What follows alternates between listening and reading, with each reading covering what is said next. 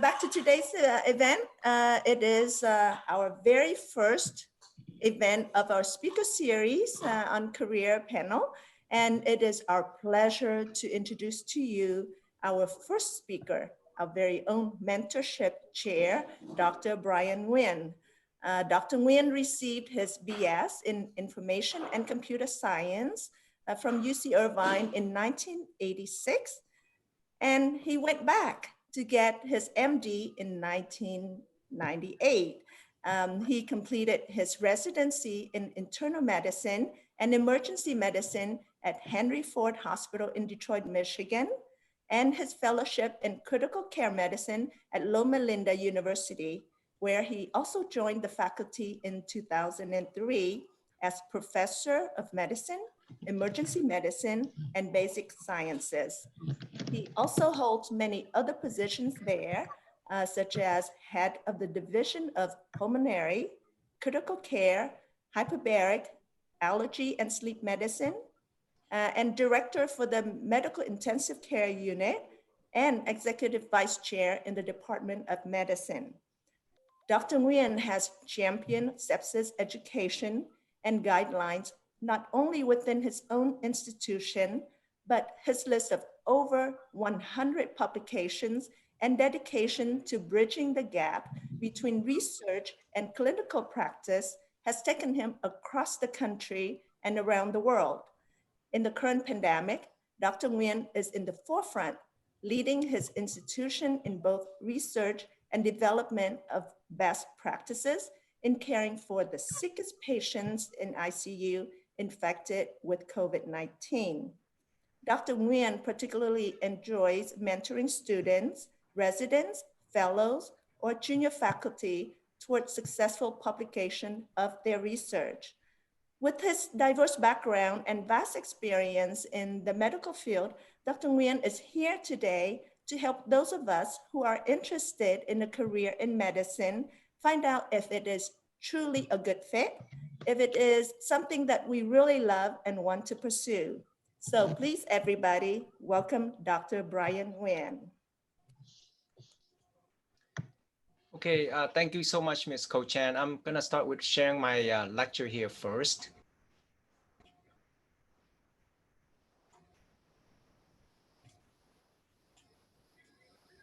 Okay, I presume that you can see my slides. Yes, everybody can see my. Yes. Okay, all right. So thank you so much for that introduction. I just want to preface that I am on call. So I'm currently in the hospital actually. So I'm not really, I'm dressed in my hospital clothing. So if I just want to apologize first. But for our purposes, I'm going to share with you, the topic is a career in medicine for you.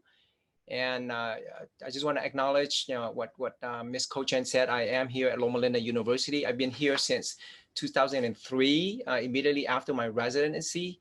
So I'm very familiar with, how medicine is. So for our agenda, and I'm going to assume that everybody on the line is interested in the medical field, being a physician particularly. So I'm going to share with you what my day job is like, how I got here, what does it mean to be a doctor, and how do you get there? Starting with college, what we need to do, medical school, residency, training. And then I'm going to focus more on what are some of the challenges. I don't think a lot of people understand these challenges, the burnout issues of a physician. And then with that said, how do you maintain career longevity? So this is where I work. This is Loma Linda University. Is about an hour and a half northeast from Irvine. So it's a pretty significant medical center. We are the only trauma center in a 200-mile radius all the way to Las Vegas. So we pretty much take care of any patient that comes along. We are an academic center affiliated to a university. So it's a little bit different than a common, a community hospital type setting, which I can share with you in a little later. This is the team that I work with every day in the medical ICU. So I practice medical ICU. This is just the back of our hospital, the ED. So I do practice emergency medicine as well, given my dual training. So given that, I pretty much, get in there in the front line. The patient comes in from the ER or in the ER. I actually enjoy being, doing hands-on myself, doing CPR here, as you noted, different procedures, and you can tell that it's truly a teamwork. Whenever a very sick patient comes in, anywhere from 5 to 10, sometimes even 20 patients hovering over a patient just to make sure that we can save them. And especially a patient like this, as you can see, pretty significant injury to the heart that we have to do heroic measures for. And importantly, beyond from being a physician, I am also a teacher. So being an academic setting, I teach other doctors. So a lot of the procedures, I'm very familiar to do it, but the idea is to teach and let other physicians do it with me observing and making sure they do it right. My slides are not, I'm a researcher as well. So this is just an example. I go to conferences a couple times a year presenting my research to other professionals in the field. And I generally publish about 2 or 3 papers a year. This is just some of my publications. My expertise, if you will, is in the area of sepsis. So anything from studying the vitamin D to early treatments to a bundle of quality indicators to even vitamin C. I'm sure you heard about vitamin C for sepsis recently. So I do get pretty, participate in research regularly. Because of my research, and that's the fun of being an academic, beyond from being a community physician, is because of our research, we get to travel and share our experience and findings with other folks. And my research actually has been, at times changing the practice. So I've been fortunate to be able to travel pretty much to Europe, to Asia, and most of the United States, giving lectures and sharing with others my findings, my research findings. More recently, in the last 5 years, progressing through academic, I've become a division head. So definitely learning the leadership skills of how to manage a division in an academic medical center has been very, very self-fulfilling. But importantly is I'm a parent. So most of us physicians are parents. So I have 2 kids, one of them in college and one of them is finishing high school. I've been married to my wife over 25 years now. So how do you manage a family life with being a physician is very important. So with that said, how does one become a doctor? Well, number one, I'm sure you know that it's very hard work. Obviously, all of you have graduated from high school. I don't know if there's any high school student on the meeting here, but definitely 4 years of college, 4 years of medical school, 3 to 7 years of residency training, depending on your specialty, and then 2 to 4 more years of fellowship training. So what did I do? I did 4 years of college. I did 2 additional years of pre-medical school since I went back. 4 years of med school. I did 5 years of training, being dual trained in both emergency medicine and internal medicine, and 2 more years of fellowship training. So I did total of 7 years of training after medical school. And along the way is a lot of tests, lots of tests, and I'm still taking tests through the rest of my career. But important is, where do I begin? Now, not all medical students or physicians come from the bio field, keep in mind. So I myself is an example of that. I did computer science, and also you don't have to go to medical school right away after college. As obvious, I worked for about 6 years in the computer science world. And this is where I actually worked right there in Costa Mesa. The company used to be called FileNet. We were one of the pioneer in basically all the various things that you see today as far as image processing. Back then, in the 80s, we were using DOS commands, as you remember. Windows was pretty new at the time. So FileNet was actually one of the first pioneer of image processing technique or software. It's now part of IBM now, but this is where I all started with my career. Afterwards, I was fortunate to go back to UCI and complete medical school there.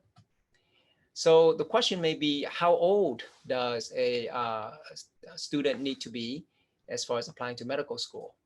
And this is actually from the American Association of Medical Colleges, the recent data of students who are matriculated. And you can see for women, the median age is 24 years old, 24 applied, 23 years old, matriculated.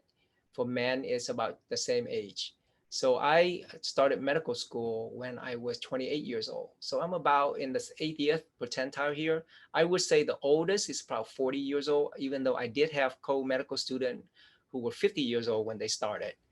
But why 40? I think 40, it takes about 10 years of medical school and also residency training. So basically you're starting up your career at 50. That gives you about 15 to 20 years of a medical professional or physician profession. I think that's reasonable. Later than 40 or even 50 is really pushing it. So 40 years is, I think, is probably a good latest age that one should start. What about by race? Well, the majority of physicians are white, 17% are Asian, 13% is unknown by race, but about 5% are Black and 5.8% are Hispanic. So if any, I see most folks here are Asian as well. So the Asian is actually second to the Caucasian group. What about by gender? Majority are still men, about 2/3, close to 2/3 are men, 35% are female. So what does the public opinion say as far as the reason to go to medical school? Number one is medicine is deeply rewarding career. Yes, that's true. Helping people stay healthy and get better if they are sick is a meaningful job. Jobs are plentiful. That's not true anymore, actually. You can choose your specialty. Yes, you can, depending on how good you are. Technology is improving medical care. A medical career can pay well. Travel options abound. Doctors are highly respected. I think this is a little bit too much. If you're going into medical, to be a doctor so you can be respected, I think that's very, very much a very limited, self-centered view. My opinion actually is that number one, you gotta care about people. That's the number one, priority. You must be comfortable with human diseases. Now, I've seen medical students before who are there in their second and third years, and they were rotating with me in the ER. And while I'm examining the patient, this medical student starting to become like red and flush and almost fainted. I said, well, why are you okay? And she said, oh, I just don't like blood. And I just shake my head. I said, well, it's kind of too late. You're a medical student and you're afraid of blood. So you got to be comfortable with human diseases. You got to be smart and thorough, got to be outgoing, personable, confident, but respectful. So you need to be respectful of patients and not asking to be respected. Got to be communicate well, both writing and speaking, and must be willing to keep learning for the rest of your life. So those are my opinion of what it takes to be a physician. Here are 5 reasons why you should not go to medical school. And this is actually from a decent site here. Don't go for the money. Don't go for prestige. I think that's absolutely correct. If you want to be respected, do something else. Don't go because it looks cool on TV dramas, because you saw ER, you saw Grey's Anatomy. Don't go because of your parents pressuring you. I know being Asian, sometimes we tend to do what our family thinks we should be doing. That's the wrong approach. And don't go if you want a great work-life balance. A lot of students ask me, Dr. Nguyen or Brian Nguyen, how do I keep my life balance with my work? I say, I'm sorry, you don't. There's no work-life balance, okay? So medicine is a lifetime commitment. And if you want to have a work-life balance, do something else. So challenges of being a doctor. Number one, you got to keep up with the medical knowledge. It changes about every 5 years, sometimes every year, especially, depending on your specialty. You got to learn how to balance work and family. Unfortunately, patience is number one. Your personal life is second. Depending on your specialty, I'm sure you've seen, you could be eating dinner and you get that pager and you're stop and go. You could be waking up 2 a.m. to come to the hospital on a call. You have to know how to multitask, doing several things at the same time. And importantly, depend on what specialty, especially mine, working in the ICU and the ER, you have to be able to think and make decisions quickly within seconds or minutes and not have to ponder for longer than that.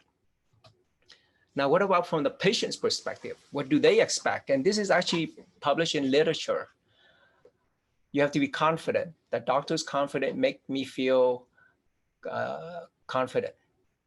The doctor tries to understand what I'm feeling and experiencing physically and emotionally, and communicates that understanding to me. The doctor is caring, compassionate, and kind. The doctor is interested in me more than just as a patient, but actually interact with me and remembers me as a person. The doctor tells me what I need to know in plain language and in a forthright manner. So be honest and direct. It's basically the idea. The doctor takes my input seriously and works with me. The doctor is conscientious and persistent. So those are what the patients want their doctor to be like. So given all that, let's say you are committed to go into medicine for the right reason. What do you need to do? I'm sure you're very familiar with this. Maintain a good GPA, taking the appropriate classes. And number 2 is MCAT score. Thirdly is do research, get your name on a publication, presenting at a conference. Volunteering, community service is a must. So I think those are your 4 things in that order. Depending on the school, big name school, we want you to do research. UCI, when I remember when I was applying, community service and research was equally important. Some less big name school may want to focus more on community service and not necessarily research. So it really depends, but the top 2 remains over the years, GPA and MCAT score. So what does the application look like? You need to have a GPA of 3.75 or above, MCAT score of 512, take it during the 3rd year or at the end of your 2nd year. Letters of recommendation, personal statement, resume should include your research, volunteering, clinical experience, leadership skills, and special skills. You ran the marathon. You're an Olympic swimmer. You teach, martial art. So those are good things that actually medical school want to see. Interviews is very important. Now, a lot more and more so, medical school deans are looking you up on social media. So please do not post anything that can be controversial, that may hurt you actually. A lot of schools are searching your name on the internet to see if you've done anything crazy. So definitely be careful. Searching for to see if you have any history in crimes, that's very important. So definitely these are the criteria that you need to worry about. This is actual data of last year. This year right here, what is the total MCAT score that you need? Mean of 511.5. So I would say 515 is a good score. GPA 3.7. So if you have a 3.6, that's risky. So this is what our medical school, and these are actual matriculants, okay? 22,000 students got in last year. Now, you don't have to just be an MD. There's definitely a lot of combined program, MD, PhD, MD, JD, MD, DMD. This is the people who go to become a dentist first and then decide to switch to medical school. They're the oral maxillofacial surgery folks. They're about 4 years of dental school. After the 4 years dental school, they start 2 years of medical school and they get an MD. MD MBA. UCI actually has one of the first MD MBA program. They actually started there when I was in school there.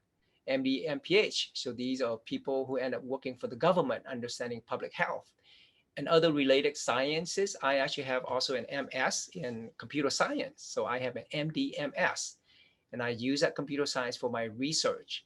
So that has been very, very helpful. Okay, what does medical school look like? The first 2 years is, I would say, an extension of your undergrad, learning more about chemistry, pathophysiology, microbiology, and so on. So these are classroom-based. So UCI, as you know, the first 2 years is on the main campus. The 3rd year is where it becomes interesting. This is where students actually feel that they are becoming a physician. They're interacting with patient, rotating through internal medicine, surgery, OBGYN, and so forth. Importantly is that you have to take 2 exams to finish medical school, step 1 and step 2. Step 1 is based on your first 2 years. Step 2 is based on your second 2 years. Importantly is that doesn't stop there. You still have to continue to do research, volunteering, leadership skill, get good letters of recommendation, mentoring, and advisor in order to get into residency. What about how much it costs? And this is basically real data from the AAMC. you can see that most people owe 100,000 or less. So fortunately in 2016, 27% did not owe anything, 15% less than $100,000, 33% owe anywhere from 100 to 200, and up to 25% owe more than $200,000. And the folks who end up owing more than $300,000 actually has doubled from 2010 to 2016. So I imagine it's about more than 5% now. And it's truly a mortgage. It's definitely a mortgage.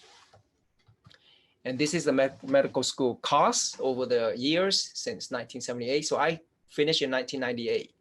So when I finished in med school at UCI, I owe about $45,000 at that time, fortunately. But now we're talking about over $200,000. So because of that, the reality of medical training is not as sexy or attractive as you would like. This is a nice paper looking at the prevalence of depression, depressive symptoms, and even suicidal ideation among medical students. And what they did was they reviewed 195 studies in the literature of 129,000 students, medical students in 47 countries.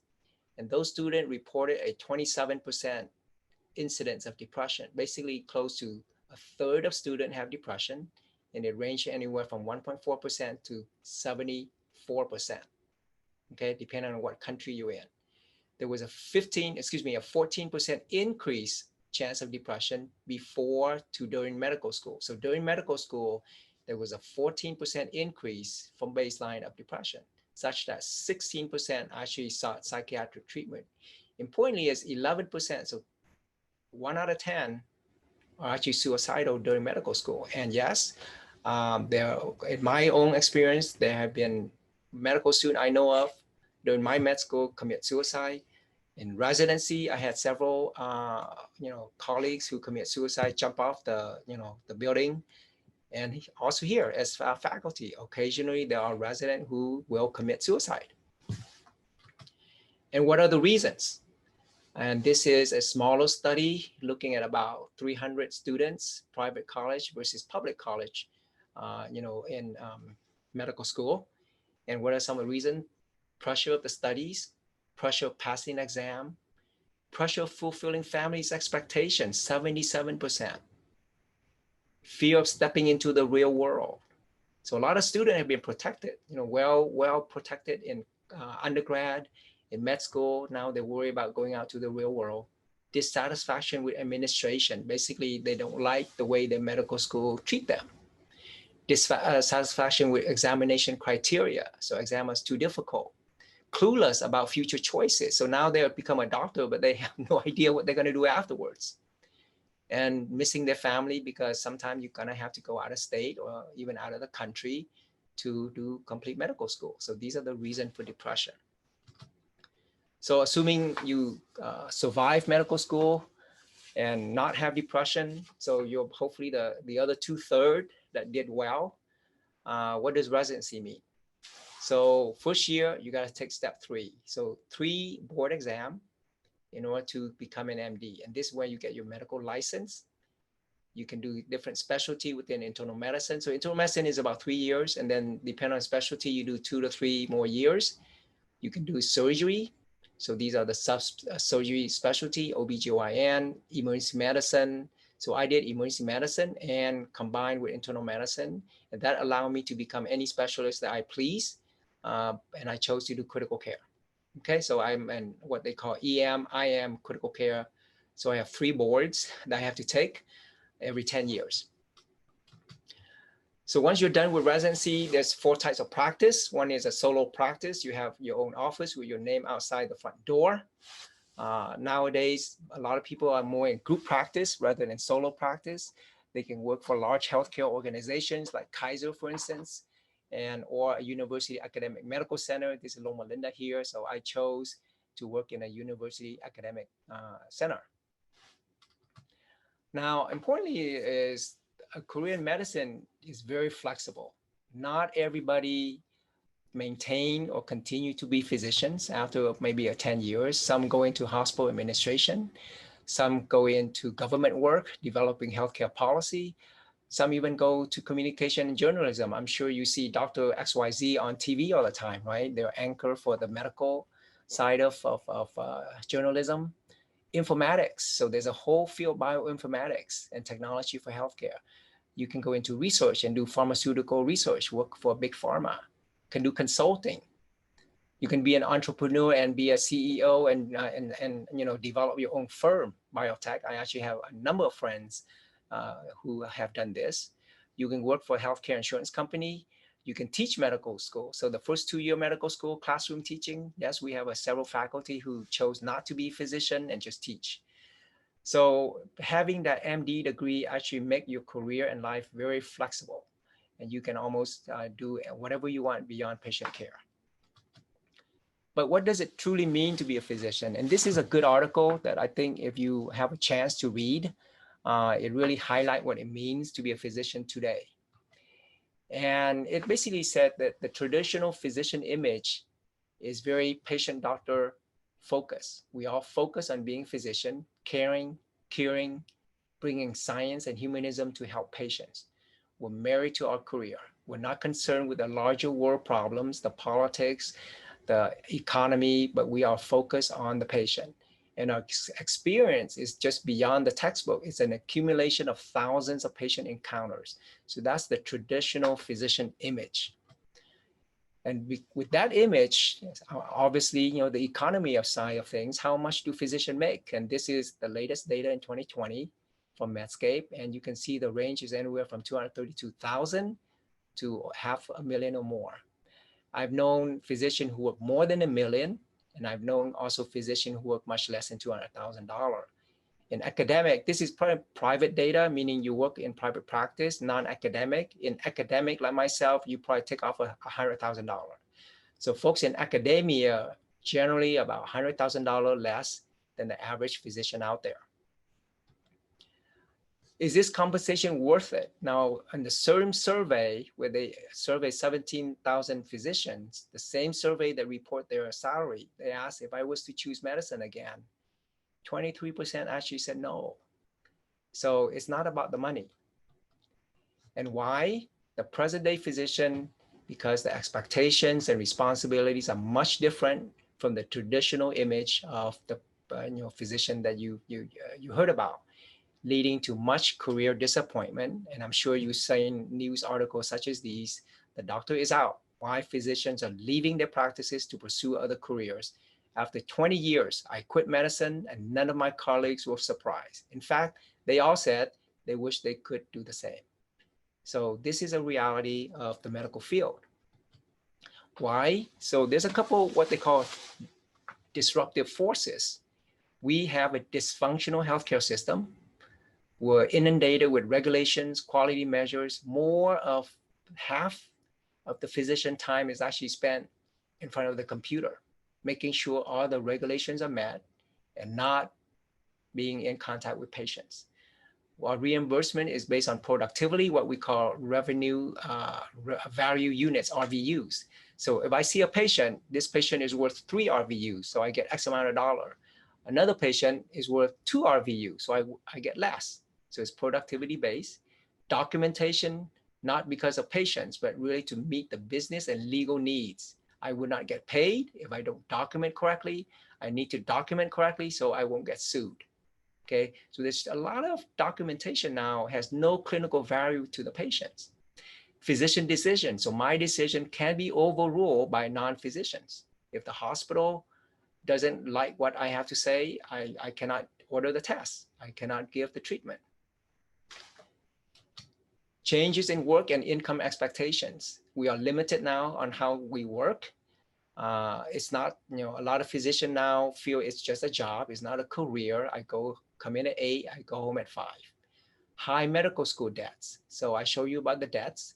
Have schools, the specialty choices. A lot of students go into subspecialty not because they like it, but only because it makes more money so that they can pay off their debts.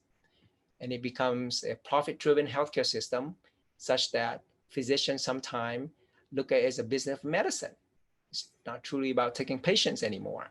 It's how can I make money in order to support my lifestyle and pay off my debts. And that leads to physician burnout. This is a latest study looking at different generation here. I'm a generation X. This group, I believe most of you are millennial, the baby boomer, but just look at the millennial, 38% experience burnout. Between men and women, 48% women experience burnout, 37% men experience burnout. What are the reasons for burnout? Again, too many bureaucratic tasks, spending too many hours at work, lack of respect. So you remember that public opinion, right? I want to go into medical school so I can get respect.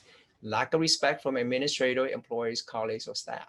Increasing computerization. More than 50% of our time is spent in front of a computer. Insufficient compensation and reimbursement. Now, medical, I don't know if you're aware of this, but you hear a lot about how highly, the charges from hospital are too much. If I charge, or if the hospital charge $100 for a patient, we'll be lucky if we get 30%. So a lot of time you hear about charges versus collection in healthcare. You charge $100, but you hope to get $30 back. So that's 30% collection. That's actually pretty good. What profession is that acceptable?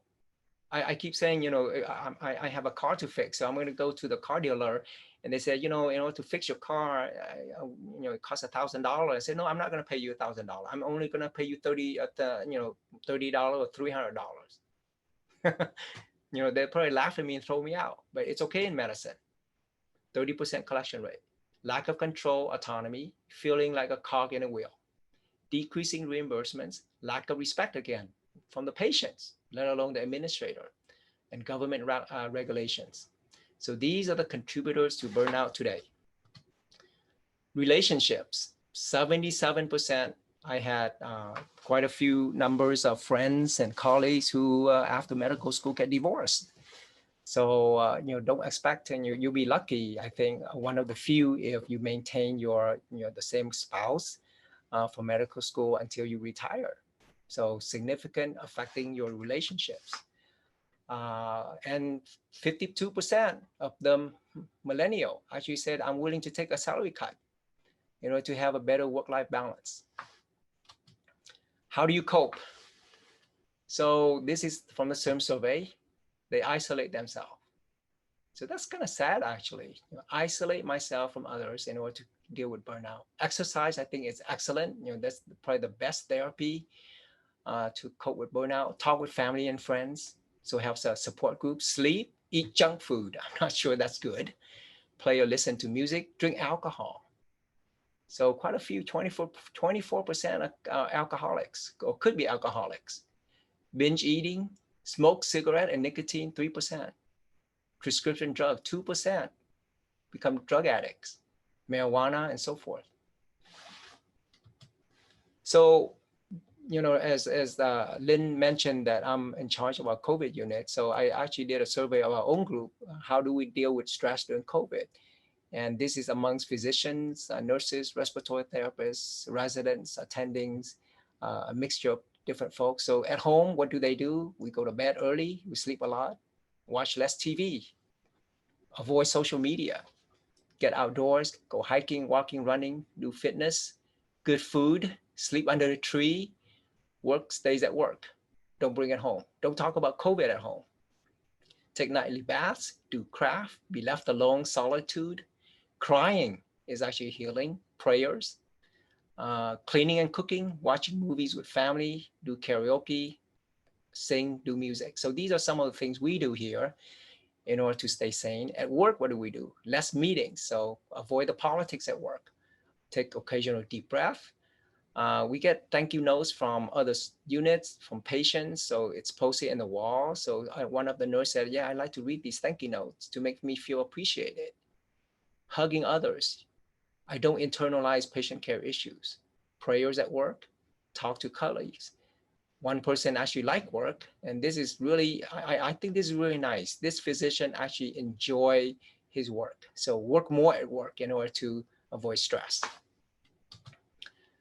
And for me, and I think for us nowadays, the topic of physician well-being is very much, priority, because it has personal, professional, and public health ramification. We as physicians play a critical role in patient care delivery. Unfortunately, we're limited by time and energy. And this is a typical physician's life. We focus on patient care. People's lives are at stake at our hands. But we have to worry about patient satisfaction, regulation, documentation, getting paid for your worth. We talked about that. 30% collection, is that appropriate? Maintaining skill levels, exams, taking board exam regularly. I have to take 3 exam every, basically an exam every 5 years, total 3 exam in a 10-year period. Lifelong learning, administrative duties. So no matter where you work, if you're in private practice, you're staying late to make sure you submit the bills. If you're in a hospital like myself, you're involved in different committees, policy making, program development, so on. Teaching, part of a physician role wherever you are is teaching. That's a medical oath that you have to take in order to teach others your skill. And in academic, we do scholarly activities, publication, grants, education, lecturing, journal review, so on, so on. And you notice that families actually last. Weekend activities, after school activity, extended family dynamics. And unfortunately, if you get divorced, if you have an illness in the family, or you're single parents, that takes a toll. So this is a model of how you cope, what they call coping reserve. What leads to burnout versus resilience. If you don't sleep appropriately, don't have enough time, and feel loss of control, and I assure you, a lot of physicians feel this, okay, leading to burnout. But you have to balance that, a sense of meaning. I do this because I enjoy it. I have good social support. I have mentoring, and it's intellectually stimulating. So these are positive stuff, to balance the negative things, in order to maintain a coping reserve, and avoid burnout. So that's a really good model that we should keep in mind. And I think this applies to everyone, not just physicians. And well-being is a continuum. It's a mixture about the biophysical, the psycho-emotional, the relational stuff, and also spiritual. Loma Linda is a very faith-based institution, so spiritual well-being is very important. And for me, this really says it all. And this is actually a piece from a calendar that I had a couple of years ago. One person said, the only way to enjoy life is to work. Work must be much more fun than fun. So your work has to be enjoyable. So no matter how tough it is, as long as it's enjoyable, you will avoid the burnout. So what is my day like? And actually, these pictures are in the last, actually most of them are today. So today I start out at 7 a.m. meeting. So I'm here, I'm actually in this office right now giving you this lecture, and you can see a Zoom meeting. Then I go round on patient. And fortunately, I have a whole team. These are a mixture of residents, fellows, pharmacists. So you can see how many here. There's 8 of us, including myself, rounding on patients. And this one particular patient, and this is actually a very rare one for my world, that's actually sitting up and talking to me. But most of my patients are actually on the ventilator, on medications. You can see how many medications are there, and they're not talking to me because they're intubated. In the afternoon, after lunch, finish roundings. You can see here, I'm walking by an awesome patient had cardiac arrest. So now we're rushing into this room today, actually, to do cardiac arrest and revive this patient. This patient has been on the ventilator for so long, we have to do a tracheostomy, basically putting a hole in their neck, to continue a ventilator. This patient had a collapsed lung, so we have to put a tube into the lung to re-expand the lung. Then after all that, I have some time. Part as being a teacher, I have to sit down and give the resident a lecture on a particular topic. So 30 minutes outside of patient care, make sure everybody learns something. I'm on call today. So this is actually about an hour ago. I went down to the ER and patient just got cardiac arrest here. They were admitting to the ICU. And fortunately, I've been able to see the patient and take some time off in order to give this lecture. And so this is pretty much my regular day when I'm in the ICU. And it's definitely fun. It's very procedure oriented, in addition to with a big team. So it's not boring. what's my week like? This week, actually, my calendar this week, even though I'm in the ICU, you can see I have tons of meetings in the afternoon. What are my meetings like? I have noon conferences. On Monday, I had to talk about co-status. I'm taking a finance class in order to learn more about finance management and academic center. So I have an office hour to my, in my class I have to attend. We talk about ECMO, which is, a different technique to treat ICU patients. Then we have a meeting, critical care. This is a meeting I have to attend for a research project I'm working with a fellow on. This morning, I was here at 7 o'clock to talk about patient flow in the hospital. Then we have noon conference, data governance. I'm on the bioinformatics committee, so I have to attend a data governance meeting just now. Tomorrow, I have a division planning in the morning. I have journal club. I'm meeting with a company because we're collaborating on a research project. Another research project with the sleep division that I'm in charge of. And then we have a COVID event at one of the national symposium that I'm attending. Saturday, I'm listening to about COVID at the CDC. Sunday, I'm actually working from 5 a.m. in the ER because as noted, I also work in the ER. So basically, this is my week. Next week, I get some administrative time, so you can see tons of meetings and different topics. That's probably not relevant for a discussion, but this is pretty early because it's by Monday, it's starting to fill up. I have 3 admin assistants that actually access my calendar, so a lot of time I don't know what to do for that day until the morning of. So that is my life in academia. But to me, this is my website as a faculty. What does it mean to be a doctor? And for me, and this is my own quote here, as a physician, it is a privilege to have people, strangers from all walks of life, place their trust in me when it comes to their medical illness. And I am grateful every day to have this honor. And I say this very sincerely, and this is what makes it fun. And importantly is, I just want to share with you a lifetime experience that make it all worthwhile, regardless of what goes on in healthcare today. This is our family. About 5 years ago, we were vacationing in Europe. You can see here, this is Rome and so forth. This was Greece. And we were flying back in 2013 from Europe over northern Canada on July 21st, 2013. And I'm actually sitting down. We have about 6 hours left. And I pull my computer down to work. And all of a sudden, I hear on the intercom, we need a doctor. And there's actually a number of people already ahead of me. And my wife said, Brian, you can go up there. I said, no, I don't. Why do I need to go up there? There's like a handful of doctors already. I'll just be in the way. So I just actually settled down and with relief that somebody's up there. 5 minutes later, we need another doctor now. So now I feel I gotta stand up. And when I went up there, it was a 74 years old man in cardiac arrest in the cabin, up front. There was, another doctor show up. He was a cardiologist, and another one, a third one, an anesthesiologist. So I have an ICU doctor myself, an anesthesiologist and cardiologist. And at the head of the patient was a oncologist. And he said, guys, I need help here. I don't know what to do with this. I'm an oncologist. I don't know cardiac arrest. And fortunately, this is what I do pretty much every day. And we were able to do CPR. I intubated the patient. We gave a ton of medications. And within about 10 minutes, the patient actually was moving. And we were able to rescue the patient. I got a heartbeat back, and I was able to take charge with the other 2 doctors, with 2 flight attendants, and we were able to save him.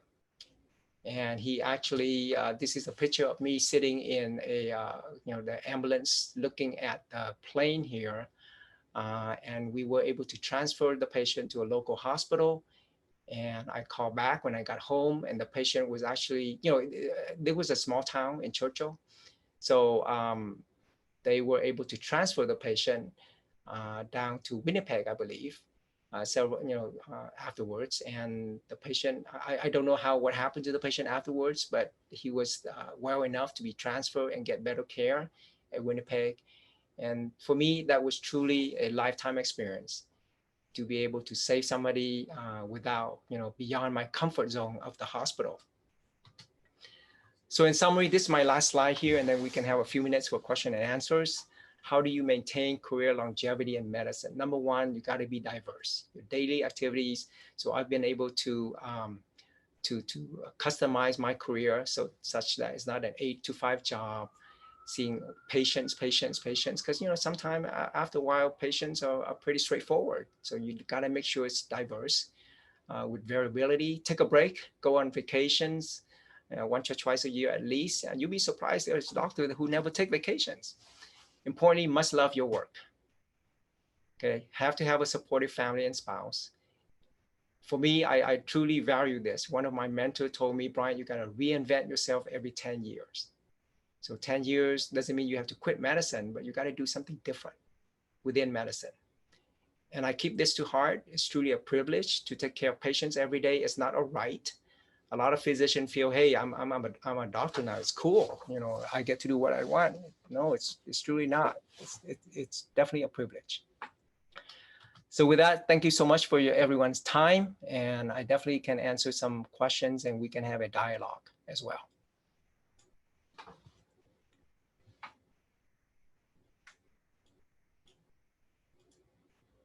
Okay, any questions, everybody?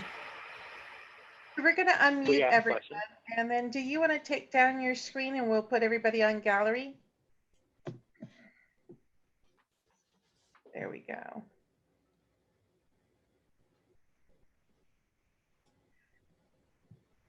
All right, everyone, here's your opportunity. Yes, someone mentioned, that's amazing that you were able to take pictures of today's events.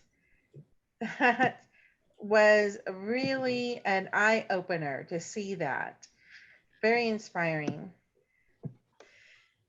So let's see here. Feel free to unmute yourself if I'm not able to unmute you. And can you hear me? Yes, I can hear you. Okay. Hi, Dr. When I met you at the that social that we had a year ago. With regards to getting your bachelor's in computer science, where did you end up taking the prereqs to get into medical school? Oh, sure. Yeah, so I finished undergrad UCI, and then I actually went to, after working a year or two, I forget now, but I did a part-time master's program at Cal State Long Beach in computer science. So I was finishing up the master's, and I kind of wondering, and I it's a different story of why I decided to go to medical school versus something else. But I went back to UCI to do pre-med. So I spent another 2.5 years at UCI undergrad. So it's interesting, when I was at pre-med undergrad, I ended up hang out with all the younger brothers and sisters of my friends, who I made during my undergrad years. And I was computer science, so basically all your basics, physics, chemistries, and so on, I retook.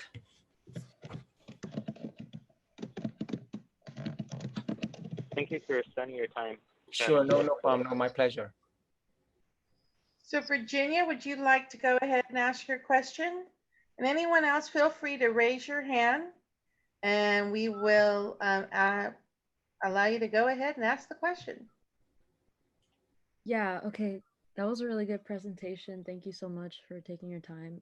I had a question, but I was thinking, like, what's a tip that you have for someone who's applying to medical school or thinking to apply to medical school? I'm sorry, what is what now? What is a tip that you have for someone applying to medical school or trying to apply to medical school? What is the tip? Yeah. Okay, that's a loaded question. Now, in what way? Like, can you give me more specific? What kind of tip are you asking for? Yeah, like when it comes to administration and stuff like that. So like just the overall like the process and stuff.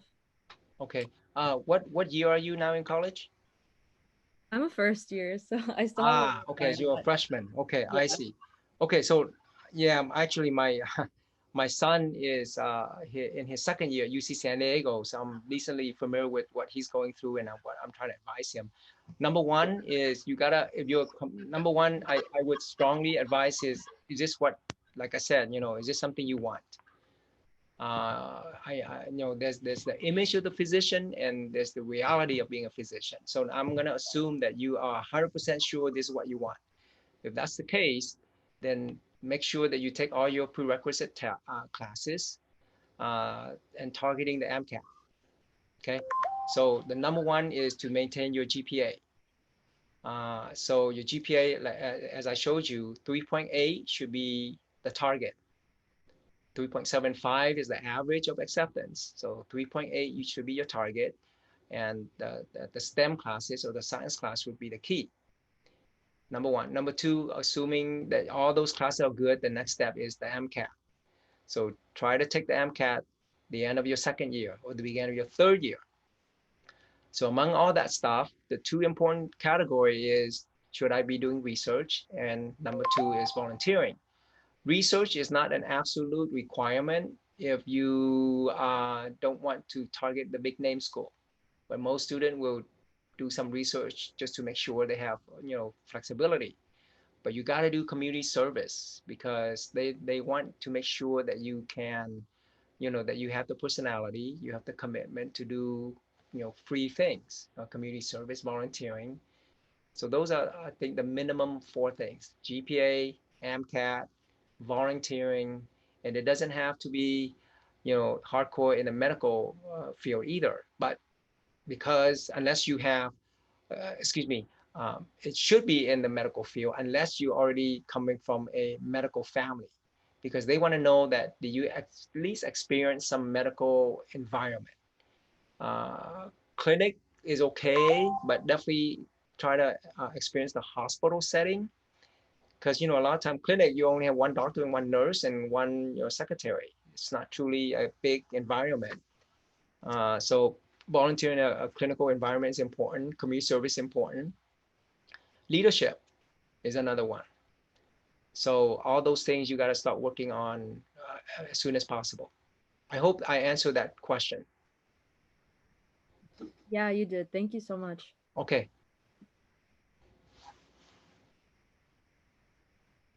Any other questions?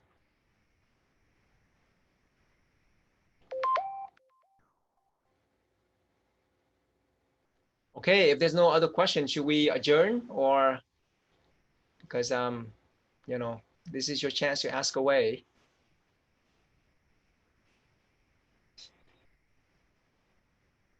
So I'm going to ask you a question then.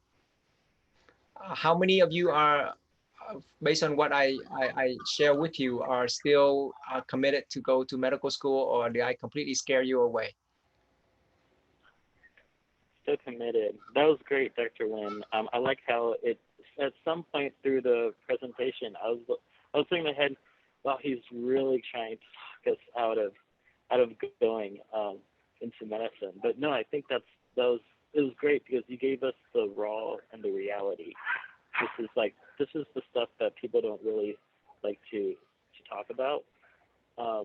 The downside, the depression and stuff like that. So thank you for shedding light on the challenges of medical school that not a lot of other people like to talk about. No, I appreciate that. Yeah, I pride myself on being blunt and direct. So yeah, there's no sugarcoating. I'm not here to convince people to go to medical school because I'm already in it. It doesn't help me anything. But if you are, now with that said, if you are and you're committed, I would say that any physician, including myself, obviously, is responsible to make sure that the next generation of physicians do it right. And I would feel I've done myself, and you a disservice if oh yeah, please come to medical school or become a doctor. It's such a great career and so forth. That's not how you mentor people. So yeah, I appreciate that you understand that, those are the facts. Dr. Nguyen, you mentioned that there isn't as many careers or jobs in the field as there was before. Can you speak a little bit more about that? I'm sorry, one more time. You mentioned that there aren't as many jobs in this career as Yes, yes. Okay. Yeah. So the way medical training is medical school. You can, there's a lot more medical school opening up, and there's combination between MD and DO, as you know. So there's a lot of medical school, both osteopathic and allopathic. Allopathic meaning MD, osteopathic meaning DO. In the United States, outside the United States. However, number of residency spot is not unlimited.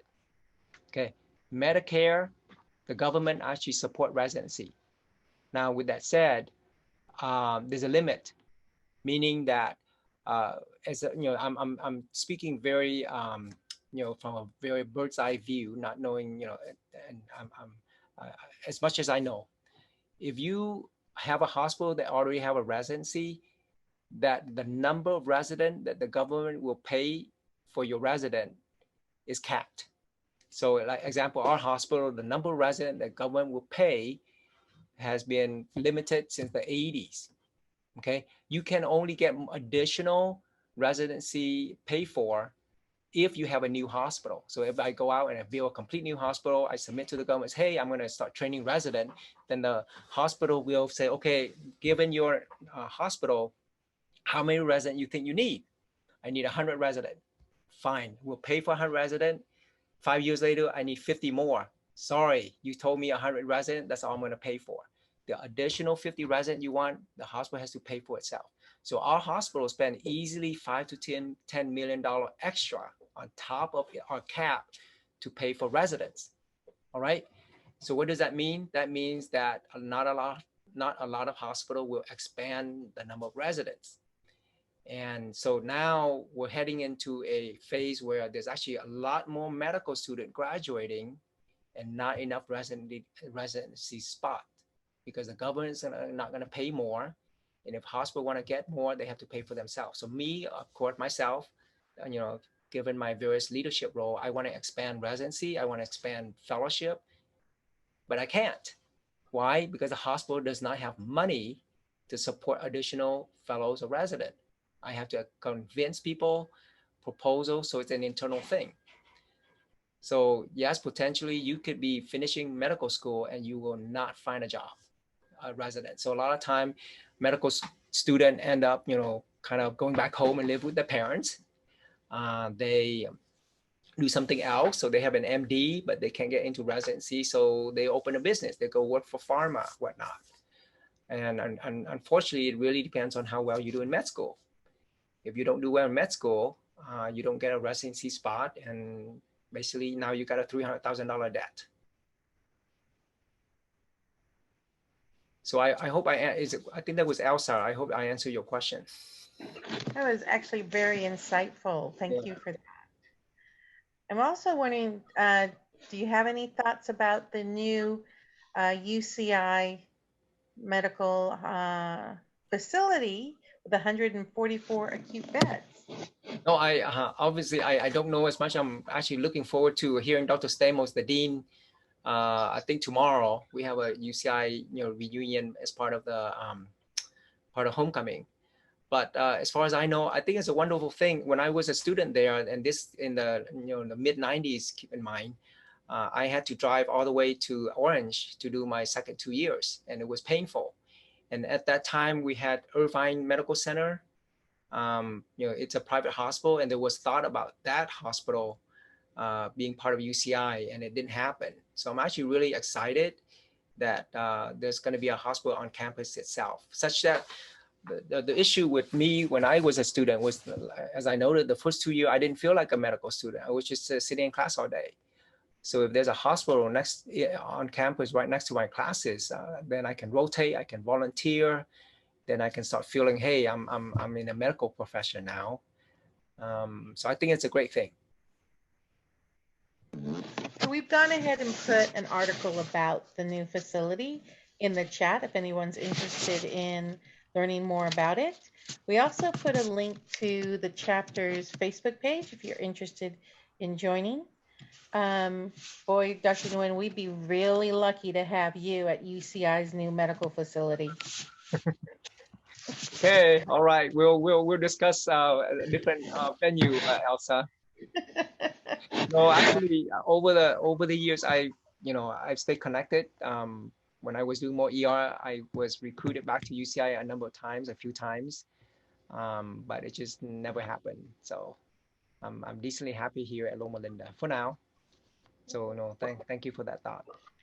Yes, Loma Linda is a wonderful facility, but boy, we're going to have the cutting edge at UCI, and such a caring doctor as yourself would be such an addition. But thank you so much for the presentation. We are close to the end of time.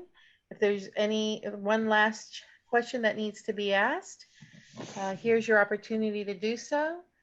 And if Lynn would like to take it from here.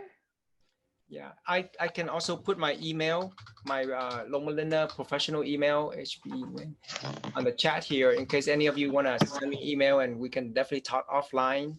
Like I noted, part of my job is being a mentor. So it's not a problem if you want to have a separate conversation, okay? So my email is coming through. Oh, that was privately. Let me do it in everyone. Well, if there are no more questions, I guess I can close us out by first thanking Dr. Brian Nguyen for sharing with us your very valuable information and frank talk about real daily life experiences about a career in medicine. It is definitely a tough and demanding profession, but rewarding nonetheless if your heart is in it, right? And thank you everyone for joining Dr. Nguyen and the Vietnamese American Alumni Chapter tonight. We hope that Dr. Nguyen's invaluable advices have helped you in answering the question of if a career in medicine is right for you. Please feel free to reach out to us and Dr. Nguyen through email or on our Facebook page if you have any other questions.